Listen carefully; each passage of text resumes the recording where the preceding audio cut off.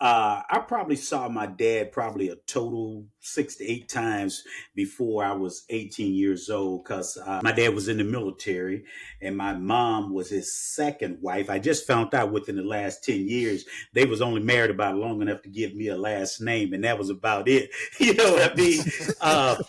But, but when I say unique situation, I heard from my dad. He just wasn't around. After my freshman or sophomore year in high school, I got into a fight with a group of people and I got stabbed in the back. There's nothing wrong with having trauma. We all do. You just need to do something about it. Come on, unpack the trauma with it.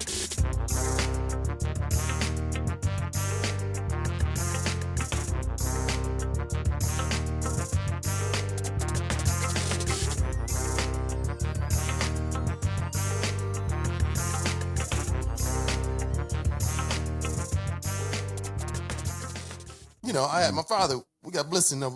We get the work done. My two closest friends, Rod and Randy, if they came approaching down that junior high school time, they couldn't approach. We working outside because my parents were apartment building managers too for like 25 years. Yeah. They had to grab a broom. So they couldn't distract me from working. He said, you want to talk to him? Grab a broom, dustpan. They looked like, okay, that's how my dad was. Yeah. And everybody in the neighborhood respected him for that. Yeah. To see kids or young people want to come and spend the night or be at your house on Christmas. It's like, why would you want to not be at home on Christmas? No daddy at home. And that's what it was. Yeah. We had a family structure. We wasn't wealthy or nothing like that. Both my parents worked, so we had nice stuff like that, compared to the hood, yeah. Right? We was in the hood, not too bad, not so good. It was like maybe in the middle, but the family structure is what drew everybody. We were trying to figure out, my sister and I, like, why y'all want to come over our house on Christmas? Yeah. Or everybody wanted to come over where we were because we had both mom and dad there. And so my dad, not knowing, he was a role model in our neighborhood. My friends tell me, they'll see me. I see guys is in gangs, and they would say, hey, man, you Mr. Johnson's son? I said, yeah. He said, man, how your dad doing? I said, man, he doing, man. Tell him I said, what's up? And then these are gang members because he was that structure, not knowing he was just doing what he did. But he was a role model in the neighborhood. And so my two closest friends, one, his dad was there, so his mom wasn't there. But he was somebody that I looked up to. I liked the way Mr. Thompson dressed. And it's funny because I dress like him now. But I love the way his whole style. That's funny when I think about it. Yeah. I love this style. I said, man, he always clean, got the slacks and the dress shirt. And I turned in that guy because that was just something I saw, I really liked. Yeah. Then my other buddy, his mom was there. He had a stepdad, but it wasn't a relationship. So everybody gravitated to us, my dad being there as like a neighborhood father, and it's interesting because later on down the road, I kind of became that way too, the same way. I'm teaching everybody because when we learn something, we get something poured in us as men, and I believe we're created to do that, is we pour out into somebody else. If I learn something new, you're going to learn something new. Oh, yeah. Right? Yep. And true. As we keep growing, we all get better, right? Yes, sir. And so I can contest to the different situations with my friends and the other people growing up. Mm-hmm. One of the things you said, you can be too weak or too rigid. I've seen that same scenario, where, okay, they were overboard or they were underboard. It was always not balanced. Yeah. Because they didn't have that instruction. Because both parents provide something to the to the experience.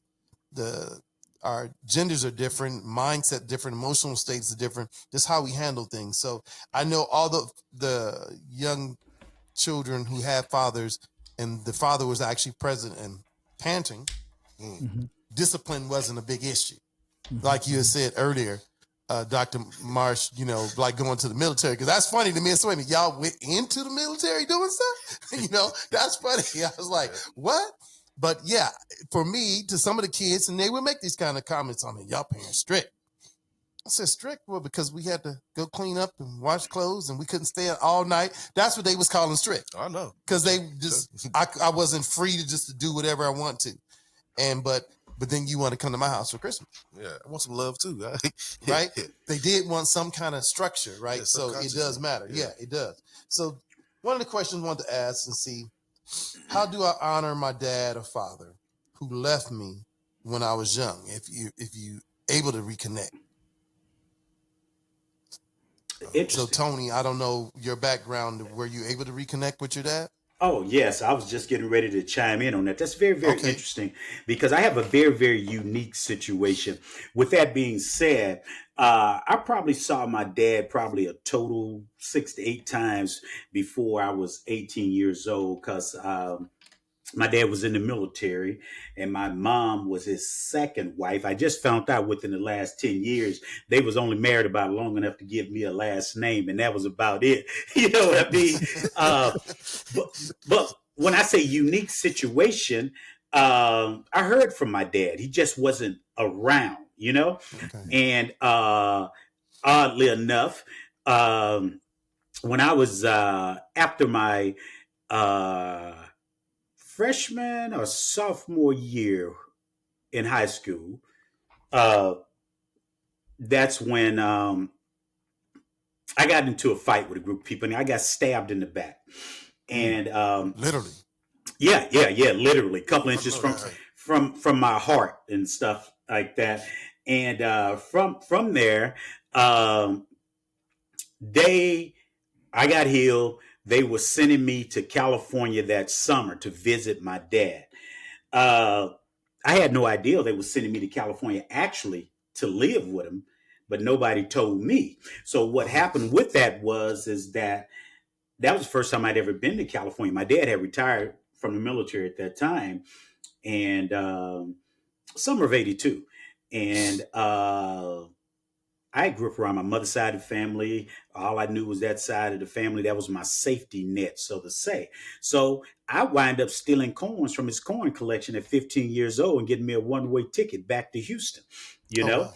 came back to Houston Brave, boy. and everything, and there I was. You know, so fast forward to answer the question is that me and my dad had a lot of tension for a while, even up until the time I was going into the military, and then we rekindled throughout my travels in the military. So uh, I wound up moving to California in 2001.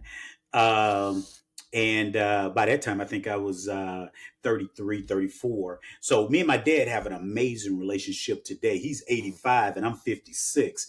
Okay. So I'm just saying that to say is that I have a half brother that's 2 years younger than me, but he has no relationship with my dad. So I think it's up to us, not only as men, but just of kids who come from divorce or out of wedlock where the other parent wasn't around. If the door is open and the opportunity is there, is to build a relationship with the distant parent. My mother's never said nothing bad about my dad at all, ever to this day. But I had a lot of aunts and uncles who were my mother's siblings that said bad things about my dad. But it was up to me to take an opportunity to get to know my dad. My dad never closed the door. He just wasn't around because his military travels, remarried, things like that. Right. And as an adult, like I said, me at 56, I wish my younger brother at 54, I think he's 53, 54, would do that, man, because, you know, those parents, I mean, they're not promised to be here forever. None of us are. No. But now what I can say is over, gosh, probably the last, man, 35 or so years, me and my dad have an amazing relationship, but that's only because we both put the work in to build the relationship that we have today. Matter of fact, Casey's met my dad. Didn't you meet my dad when you came to Northern Cal? Yeah. Yeah. You met my dad. Yeah. What made the turning point? Where Well, you said there was tension. So what made what turned it around? Was it one particular thing or several things? I think it was both of us trying to put energy into having a relationship. So when I stole the coins, came back to Texas, we had a very, very distant relationship because I remember calling my dad to ask him for some money for some of my senior expenses, and he said no. So fast forward, I go into the military. I do my 4 years, I get out, and we had communicated a little bit, but we still didn't have a relationship. I got my first job, and I had a student loan. They sold a bunch of soldiers back in my days, some computer equipment, and none of us paid the loan back at that time. So I had a student loan, so I needed a co-signer for a car. And he told me no, So even with those two obstacles that had affected us rather over that time, because I'm sure he was still dealing with some things from me stealing the coins. I was still dealing with some things as well. But uh, you know, I think one of the turning points is in the summer of 1996. I was dating my first wife. My dad invited me out for a family reunion in California, and I took my uh, girlfriend at the time out there. And I think that's the first time we had even seen each other since I had stole the coins in high school. And then I think we started building from there because for me, and I can't speak for every person, but um, it's amazing to have an opportunity to get to know the other parent if that door is open. And the thing about it is that I listened to my dad since we've been connected as long as we have, and some of the things he told me, I know were true about my mother's family, which my grandparents, and he's just like, it was just very hard for him to stay around that situation because a very controlling family and everything. But yeah, I just think what you say, what was kind of the turning point, some of those things, because even after being told no a couple of times by my dad when I called on him, but going to a reunion in 96 and then just building from that, and answering the phone. You know what I mean? When when I call him or he called me, and it just built up to the point that 2001, I moved out there, and I'm very, very thankful that God blessed me with foresight to do that and to build that relationship because my mother and my mother's side of the family, when I left Houston, why are you leaving us? I was 30 some years old at that time, and I have to live my life.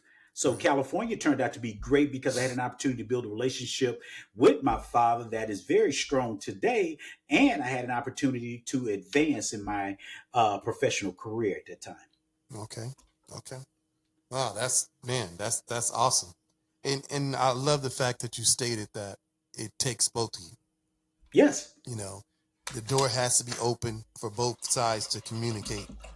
And I understand, being a father myself, and I have one of my daughters, we don't have a close relationship. And I know she wasn't taught like I was taught. So her thinking is different. And now her mom is passed now. But I just, like to have conversation. How's your day? How's things? And we started that earlier, but it turned into more of a material thing. Kind of like when your dad, after the coin situation, he was like, no, because you only calling me because you want something. Right. But he loves you. So he was still open to try to get something connected. He had to get past that himself because you traumatized him. So, and that's real. As a parent, I know, now I've shared this with my wife, said, I just like, can I call my kids and, hey, how you doing? We just have a conversation. Yeah. And I love talking to, my son, he's the youngest, because we have that kind of dynamic. Mm-hmm. I believe in, you all please chime in on this. I know our situations are all different, but as a parent, as a father, I don't want to always feel like that's the only connection that we have. I believe that's why I didn't ask my dad for a lot. I didn't ask for a lot growing up at all. My sister, we were totally different on that. Me, I always kind of looked at my we were totally different on that. Because I was always in a state of mind, I don't know why, that I was like unworthy. I'm in trouble all the time, so I don't have no business asking for nothing. Yeah, that was my mindset, really. Oh, yeah. So what do you want for Christmas? I was like, whatever y'all want to do. Fresh now, my sister, you don't tell her that. Ask her that question. Because she gonna, yeah, exactly. Yeah, I got this. Yeah, she gonna roll out the scroll, right? What she won't. But I was never that person, So we were just different characters in that kind of sense. But for a child just to have a relationship, besides what you can bring, like Well, mothers do. it's so interesting to say that when you talk about from a financial perspective, is that really interesting because my half brother I was telling you about, who has no relationship with my dad, say some of the most outlandish stuff. I already said a couple of years ago, I'm gonna live good when you die. What does that mean? What does that Why did mean? you say that? Where does that come from? Jesus. Yeah, Wow. what does that mean? And Possession. it's really really interesting just to kind of piggyback on what Mr. Johnson was saying, is that I have a son and a daughter that's 23 and 26 from my first marriage, and I don't have a great relationship with either of them. And boy, that could be a whole nother situation, because they were five and about 18 months when I got divorced from their mother.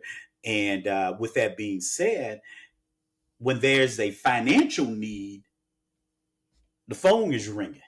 But if I Right. text or call, just the communication, and Casey noticed I've shared so much about this with Casey, I'm just at my kind of like my wits end, in a sense where my thing is that how long do you try? Now, it was different with me and my father, because at points we both were trying, right? Mm-hmm. But Mm-hmm. in my situation where I'm just try, and there's nobody meeting you halfway. You know what I mean? Right. Yes, I do. It's very, very interesting. But if the financial situations arise, then the phone is ringing. She just ain't lived long enough. That's all. She ain't lived long enough. That's all that is. I'm telling you from the perspective of the child, like, uh, my brothers. I got brothers, siblings, that hold on to the trauma, hold on to. You did this. My mama wasn't here. I'm the oldest. I was here for everything. So you mix some chapters, fool. Like you complaining about that little nonsense you complaining about. You missed a whole lot. But my point is, um, you have a choice, like you said. You have a choice to get. You figure if you're really serious about anything, you'll figure it out, right? If you Yeah. figure you serious about anything, you can figure it out. So how serious are you? Hey. That's the question. Like you can, we live long enough to know what's what because we know God, right? So Right. you have the source. So it's no excuse. Like the question is, how much do you want to, go through? How deep is your love, right?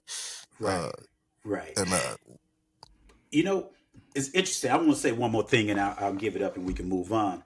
Is that just because of my relationships with my own kids are so bad, in a sense, it's interesting because uh, my ex-wife, she didn't know who her father was till after he died. I knew who my dad was, he just wasn't around. So when I got Mm-hmm. married, I didn't get married with the intentions of not being a full-time father for my kids rather. But somewhere Yeah. in there, just a situation with the spouse didn't work out. And the thing about it is, I hear a lot of people say they stay for the kids, but I can't stay for the kids if it's oh going to no, drive me no, crazy, right? yeah, no, So yeah, with that being said, and what I just shared with you guys about where my relationship with my kids at now, since this is a very transparent show and we all Yes. sharing, I haven't shared Yeah. this with Yeah. Casey before. My wife know me. I'm doing ancestry. I'm trying to find if I got other kids out there that I can have a relationship with, since my Mm-hmm. kids don't want to have a relationship with me. Mm. We're only on this earth for so long. So man. Right. that goes back to kind of what we're talking about those missed relationships or Mm-hmm. misconnections with parenting, fathering in my life back then, that my thing is to be a father to my kids. Or Mm-hmm. if I got some other kids out there, because a lot of kids want fathers, and there's a lot of fathers that don't want kids. You know what I mean? That's But yes, True. sir. Yep. yeah, but some of us that want to be fathers, due to whatever circumstances, our kids don't recognize us. So I shared that with my wife, and actually, oddly enough, I just ordered the kit. Mm-hmm. Okay. Well, Okay. Is I African ancestry? Separate that. no, no, no. I know they got 23 and Me, and they got Ancestry. I ordered the one that was Ancestry. They was running a special. They was running special, so I put my DNA in there. Did the swab. I got a coupon. Yeah, exactly.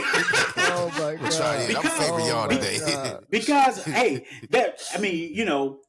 there's nothing greater than the love of a parent and a parent being able to love a child. You know what I'm saying? And Oh yeah. trust me, man, I've done everything I could think of in my life, and that's one of the things that I'm missing at that point. So if I got some kids out there somewhere, I want to see them. I want to know about it. Yeah. Yeah, exactly. That's real. And now, Dr. K, you was about to say something? Oh yeah, I was laughing with Tony threw me off with his COVID, the discount trial. No, but also it shows that being a father is important to all of us. Very important to them, Yes. and we want to know. I am thinking. Okay, I'm gonna keep going. But anyway, I know it's important to all of us. I was just thinking, mine's a little different.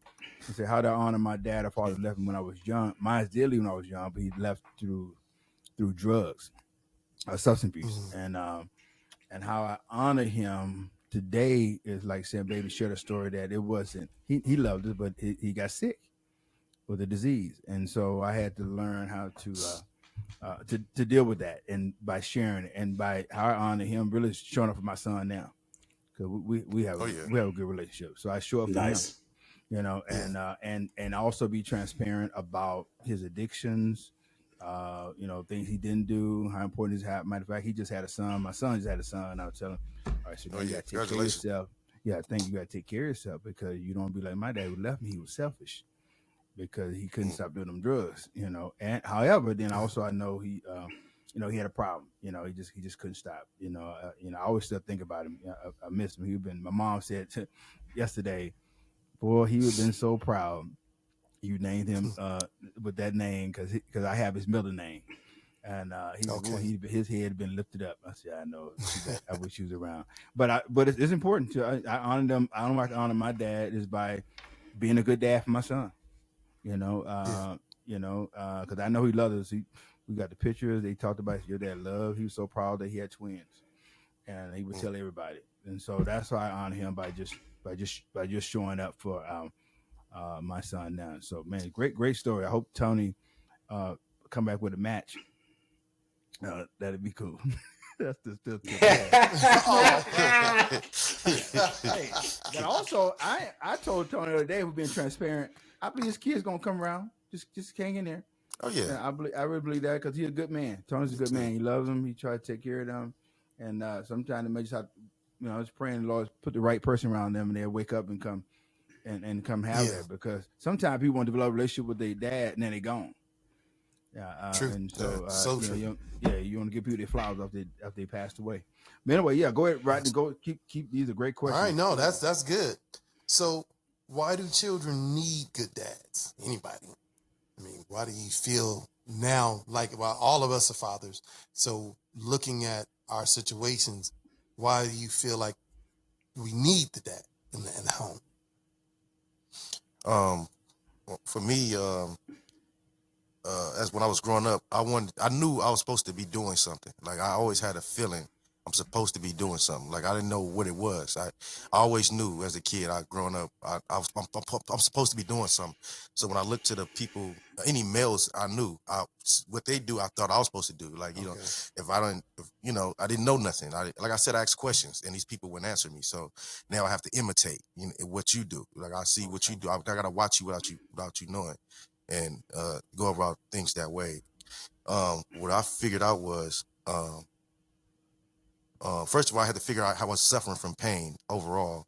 But I didn't realize it was from, like just now when he mentioned the effects from not having a parent as a father and then as a mother, and the differences in regards to the emotions that affects you from not having a mother and emotions from having I didn't know that, you know what I'm saying? Even that I just learned. But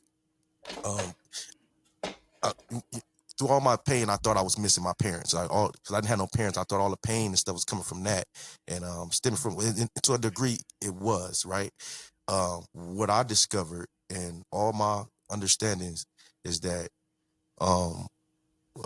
when I found God, it changed everything. I didn't need you no more. I don't Now I have what I'm looking for. Then, mind you, before I found God and accepted Him the way have today, or as of now, um, I tried to do that thing the psychology way. They tell you to go and make amends, and and with your mom and all that. Tell her, you forgive her, and because I thought it was that. I thought that was the reasoning behind it. I thought it was my mom. I'm not having a mom and all that. And I went through the lines. I was like, nah. It was God. God was trying to get my attention. He allowed these things, and I know it now because He confirmed it. Like I asked him, like I told you, I prayed that same prayer over and over again. Right. He answered those questions now. He broke it down in a way that I couldn't do nothing but appreciate it, be grateful. Because he told me, if I would let you be raised by your mama, you'll be worse than she is. If I allowed you to be, my mama and my daddy gangsters. Like my daddy, they gangsters. I'm just, they gangsters. My mama prostitute, but she from Hoover. Like she a known gang member, known with the business, but she was, did her thing, did drugs and did that. My daddy a known killer, you know what I'm saying? Period. I'm just like that. And anybody know it. So, and he had to flee the state because of something that happened out here. He had to go to another state. That's the reasoning behind him not being here. He wanted to be president. He tried. And when I realized that when I came to speak to them as an adult now, from a, understanding, you know what I mean? I have kids of my own now, so that I die for, I kill for, so it just boggles my mind when people, how you do not do everything you can for your kids. Like, how could you? Like, and I got over that once I met God. Once I met Him, once I knew He was real, I knew He knew me. He knew everything. He brought back to my remembrance all these things, like all these pain, all this stuff, and it healed me in a way. And but I realized that once I found God, I didn't need nothing else. I didn't, my perspective, my way I address them is different now. You know what I mean? It's not that need no more. I'm a responsible man for my own family now. So I can't just keep leaning on this crutch and keep going about things that way. I'm a man now. So you can holler at me if you feel like it or not, but now I don't need you. I want you to know that, you know what I'm saying? I want to be very clear. So, I love you, but God is the most important thing. And God is a jealous God. He will not give His praise to another. And He did all this to get the praise out of me. I would not know God if it was not for these things happening. And that's the facts. And it all adds up. Once you read the Bible, you realize it all makes sense. Full circle. It's undeniable. So I don't fret. I don't care less. I love everybody. But I'm not holding on to nobody but the Lord. That's just what it is. And that's what it brought me. That pain, that understanding, that was those nights, those mornings, that's what I come to. Like, I found the Lord, and He healed me. So it's irrelevant now. Like, Okay. All right. So, I mean, you tried to reach out to both of them, but they didn't still want to build that relationship? Oh, no, they do. No. My parents love me to death. It ain't nothing. I just don't, it's not important to me no more. I'm not like that. I don't mean to say it like that, but I'd rather have God. I tried you. I gave you a chance. I gave everybody a chance to do right by me, right? So now it's my choice, right? I love you. I'm still pursue you. I communicate. But listen, I was born as a convict. I was raised as a convict. I'm not good at communicating necessarily. I'm getting better. I've progressed, right?